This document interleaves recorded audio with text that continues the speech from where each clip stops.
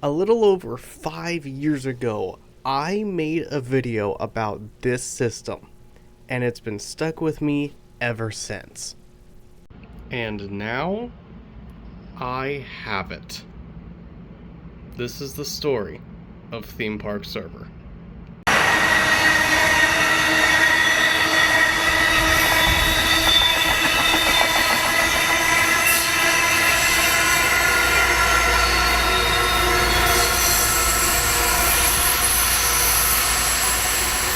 July 9th, 2019, I posted a video called Tech Talk 2. It's been privated now, but at the time, I was trying to see how much money you would have to spend in order to get 16 cores and 32 threads with 32 gigabytes of RAM in 2019. Well, that thought has stuck with me ever since, and recently getting into home labbing and looking at more stuff a server could do, I decided I wanted to build something like this after it festered in my head for years. And so, once Christmas was wrapped up, and including the budget that I had saved up over 3 or 4 months or so, I decided to finally pull the plug. I was going to build a server that I wouldn't have to touch for a long time and would do exactly what I wanted it to do with the kind of hardware that I was drooling over at the time.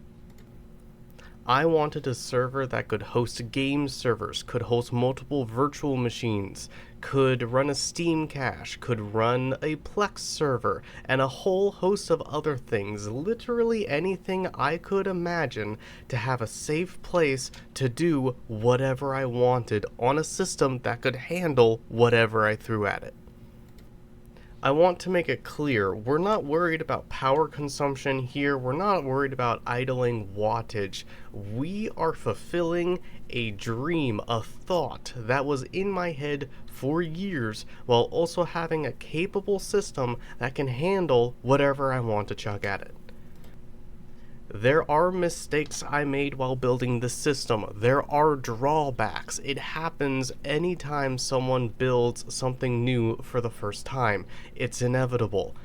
I'm not here to hide those facts, and I'm not here to say I have the best system ever.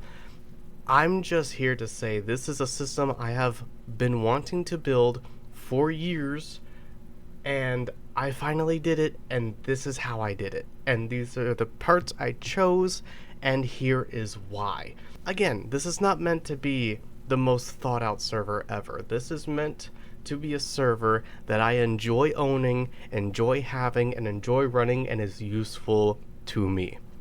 That being said, let's dive into this. Now, we need to figure out what platform we are going to run this on so that we can base the rest of the system around that.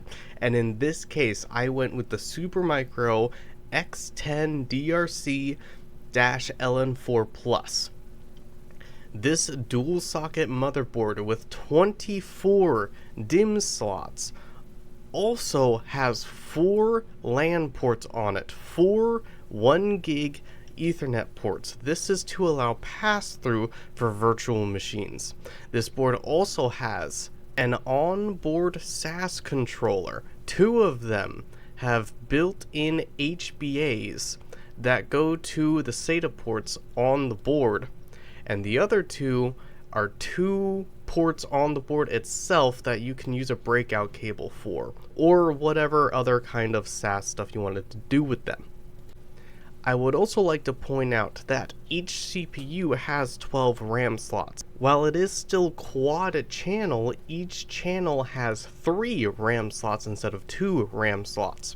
There's 3 ways to run this configuration of RAM slots. You can either populate all the blue slots, which is single DIMM quad channel. You can populate the blue slot and then the corresponding black slot right next to it, which is 2 DIMM quad channel. And then there is the third option. The third option is to populate all 3 RAM slots. However, while it would still run in quad channel, The effective speed would be dual channel because of the overhead that the memory controllers have to deal with when powering a whole other RAM slot that it was not necessarily designed to do. It will still allow you to populate all 12/24 of your RAM slots, but it will have the effective speed of dual channel. The CPUs I chose to put into this system was a dual E5 2698V4 CPUs because I wanted to see high core counts and high thread counts, and by gosh, I was going to do it. Just to get the slots populated, and also because we're in a little bit of a RAM crisis right now, I went with 8 sticks of Hynix 8GB ECC RAM modules, totaling for 64 gigs of DDR4 RAM. This was supposed to be a stopgap kit so that I could just get all 8 memory channels populated to have the full quad channel memory speed. I was either going to find another kit similar to this, or I was going to replace this with 8 16GB sticks for further expansion later on, but we'll see what happens with that in a little bit. For storage, I went ahead and just picked up this 3TB Western Digital Black for $50. It was cheap. He ran a smart test on it. Everything appeared fine. Once it got here, I ran a hard drive test on it as well. Everything showed up fine. It has been running perfect since it got here. I'm not crazy worried about it, and any data that's being put onto it, I'm not really gonna risk losing because all of the important stuff is on the NAS. For the boot SSD of this drive, we went ahead and went with a SATA 3 480 gig. Why did we do this? Well, NVMe's are expensive and there's no NVMe slots on this server. So this is what we went with. I paid, I think, $60 at the time. It is now sold out, and if it wasn't sold out, it would be $75. Oh, it does say 2 options there, so maybe there's some use? I don't know. And then, because, like I said, we are also doing virtual machines on these, I wanted dedicated SSDs and hard drives for those virtual machine slots, is what I'm going to call them, because I can have theoretically up to 3 just fine. So I also went ahead and bought 3 of these 128GB Silicon Power SSDs for $31 each. This flash storage and RAM crisis, Ramageddon, is just crazy. Moving on. We have the NVIDIA GeForce GTX Titan X Pascal 12GB. Why did I get this video card? I got this video card, honestly, because it has 12 gigs of VRAM. That's my reasoning for getting this card. Could I have gotten a 1080 or something? Yes, absolutely. But I wanted something with higher VRAM because I don't know what the future is going to look like for RAM usage, as well as the RAM shortage was just becoming a thing, and so I chose a card with a high amount of VRAM just to kind of, air quotes, future-proof that type of thing. Yes, I know it's still Pascal, but it's fine. Now let's get on to the questionable purchase. A Quadro K6000. So what happened here is I looked up 12GB graphics cards, and this showed up. The NVIDIA Quadro K6000 is based off of the Kepler architecture. Not Pascal, not Maxwell, Kepler. That's why it starts with a K. Am I a little upset I paid $90 for this card? Slightly. But it does have 12 gigs of GDDR5, not GDDR5X, but it does have 12 gigs of GDDR5.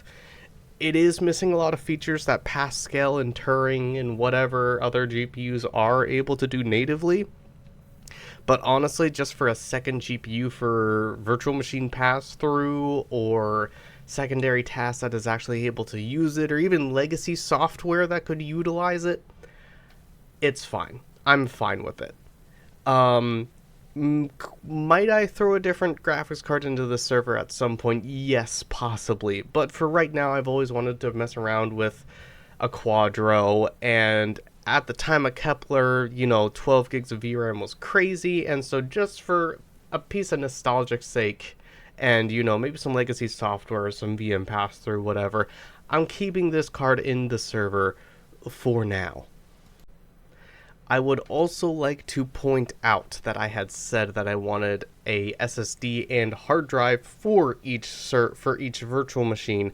That is the case here. I already had two 1TB 2.5-inch hard drives and a 500GB 3.5-inch hard drive that is actively in the server waiting for virtual machines. That way, we do in fact have a boot SSD and an extra hard drive for those virtual machines to utilize for whatever I may want to do with them. And now for the case. I basically chose something that was EATX and hoped for the best. In this case, we went with the Montech Air 903 series. Why did I go with Montech? Well, basically, I use a Montech case for my main gaming computer, and I love this case. I love it so much, and so I just figured I would go with Montech again. And while there were some design choices that I don't necessarily agree with for this case, everything does fit. And it's not the tightest fit ever. It's tight, but it could be tighter. I'm perfectly fine with the case that I went with, and I went with the 903 because this one doesn't have any RGB. It's a server. It does not need RGB, nor is there an ARGB port on the motherboard. So I just went with this one, all black fans, and yeah, this is the case I went with. Everything fits in there just fine. Now for the coolers. I went with this cooler because I thought the server was a narrow ILM because a lot of those Supermicro LGA 2011-3 motherboards are. So I went ahead and snagged two of these Dynatron R27 CPU coolers and decided that I would then take off the Blowimatron that's on it and install four of these Noctua NFA8 PWM premium quiet fans. And I was just going to use two of these instead of one of those high airflow fans because I didn't want it to be super loud.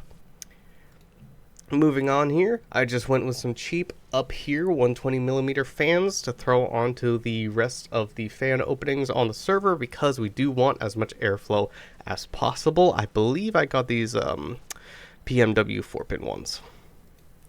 And then I got two of these fan splitters. Now, one went into the server, the other one went into the NAS. That way, fan speeds could be controlled if I wanted for both of those servers.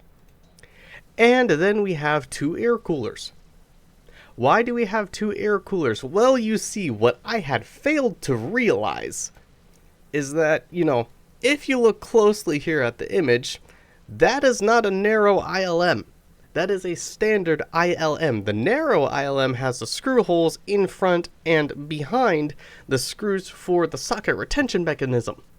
Now, I don't know if you can see here, but those are to the side, not the front. So, this was my first mistake. And so I have returned the Noctua fans because they're only 80mm. Issue is, I cannot return the Dynamatron air coolers. So those are still in a box behind me, and I ordered two of these, which honestly, I'm more happy with these Thermalright Peerless Assassin 120 CPU air coolers anyway. They have 6 heat pipes, they have it's a twin tower cooler, they have two fairly nice fans with rubber bumpers for $34. I got two of these, they work fantastic. The second CPU in line of airflow doesn't hit, it hits 50 degrees and no higher. And the other CPU hits about 45 degrees under load, which, makes sense. You got one cooler feeding into the other cooler, it's warmer air, that's gonna happen. But the hottest CPU doesn't get any hotter than 50 degrees Celsius. Next here, we have SAS to 4 SATA port cables. The reason I got these is because the second GPU covers up all but 4 SATA ports on the motherboard. And the motherboard has a SAS controller already built in. So I got 2 of these so that I could use the SAS controller for the hard drives. And then here we have a 1000 watt AGT series power supply. It's 80 plus gold certified. The reviews are solid. I use this power supply in my gaming computer as well, and it has never given me an issue. Am I possibly pushing it at 1000 watts? Maybe, but it has yet to be an issue because that second graphics card has yet to be under load at the same time as the Titan. So I went with this, and I have yet to have an issue. The next issue I ran into when building this server is that I needed about another half an inch on the power supply, or I needed another about half an inch on the motherboard power cable. No matter how I routed it, I could not get it to work, so I had to buy an extension and waited another couple days for that to show up. At the same time, I also realized that the power supply doesn't come with enough 8-pin PCIe power connectors. So I had to buy this 600 watt 12-pin to dual 8-pin adapters because I didn't have enough PCIe connectors. And then this happened. So basically, I bought SAS cables. I needed mini SAS cables. So that's another mistake that I had made. And I had bought one of these to connect my hard drives up to the motherboard, and that's been working perfectly fine. Now we're going to get into the parts as they started to arrive. And this was the first part that arrived. It was a Quadro K6000. I made a YouTube video about disassembling this to clean it up a little bit. And yeah. Here is me testing it in my bedroom computer. This has an i7 6950, I believe. No, 6850, because it's the 6-core version. And then just 16 gigs of DDR4 because RAM shortage. But yeah, I threw it in here just to test it, and then I threw my RX 580 back into it afterwards, confirmed that it works, etc. And then the case arrived. This is what it looks like when it first shows up. You got 1 here and then 3. Well, correction. It was 2 up front, and then one of these was in the back. I threw in a 120mm fan that I already had, and then threw all 3 of the 140mm fans up here because I didn't have another 140, and I would have had a 120 in between the 140s, and it just would have looked weird. Here we have our RAM that showed up, and then here we have the Titan X Pascal next to the Quadro K6000. And then the motherboard showed up. Now, I don't know if you can see it, but the motherboard came with CPUs. What CPUs did the motherboard come with? The motherboard came with 2 E5 2690 V4s, 2.6 GHz, 14-core, 28-threaded CPUs. And I thought about using these because of the higher clock speed, but it wasn't that much higher overall, and I just like the idea of 40 cores and 80 threads more than 28 cores and 56 threads. So my CPUs arrived, the E5 2698 V4s at 2.2 GHz with 20 cores and 40 threads. I went ahead and test fit it into the case. It's a tight fit. It's not the tightest fit that it could be, but it is a tight fit. And here we see the SATA ports that would still be available once these 2 slots were taken up. I used this one and this one, and then this one and this one. I did not use these two because I didn't want to block the blower fan that was right around here. And yes, I plugged the K6000 into the 8X slot instead of the 16X slot because I like the idea of having this 16X slot and this 8X slot still available. If I had plugged it into this 16X slot, the only thing that would be left is this slot here, which electrically is only PCIe 4X at, I believe, 2.0 speeds. So I just went ahead and plugged it into this 8X slot here with the notched out rear and covered up this slot to give me that 16X slot. Here's just another view of the same thing. This chip is on it. I don't know what this chip does, but it is there. And then here's the mini SAS HD ports here. This is when I had installed the RAM. As we can see, one RAM stick per memory channel, just enough to get quad channel at 64 gigs. And here we can see what I'm talking about here with using those two and these two because the blower fan is right in this area. So I have that 16X slot available. Got our Titan, and then there's an 8X slot still available above that. And here we see it pretty much built out here. We got both of our GPUs, all the power is hooked up. We got our fans installed, our CPU coolers. Everything is pretty much all set to go here. And we can see the fan configuration I have here is 2 coming in from this direction, and then 2 pulling away from this direction. That is because I could not fit a fan in here, and even if I could, I probably still wouldn't have because it disrupts the airflow slightly having the frames of the fans. So I just put the fans on the front of this and the back of this so that air can come on in. We got, this is all intake 2. So these 3 are intake, these 3 are intake. Got the air coming in through here and through here. And then it does feed into the second CPU here. This fan is also kind of coming in from an angle. This fan also kind of coming in from the side. And all that airflow from the top half of the case all goes through here. And then we have these 2 fans down here. This bottom one here, it's kind of cooling off the SSDs down below, as well as leaving some airflow over here. This fan is giving airflow over here, and this allows for the air to come across the GPUs, go into the blower style intakes, and then come out the back of the case. And then here it is on my desk.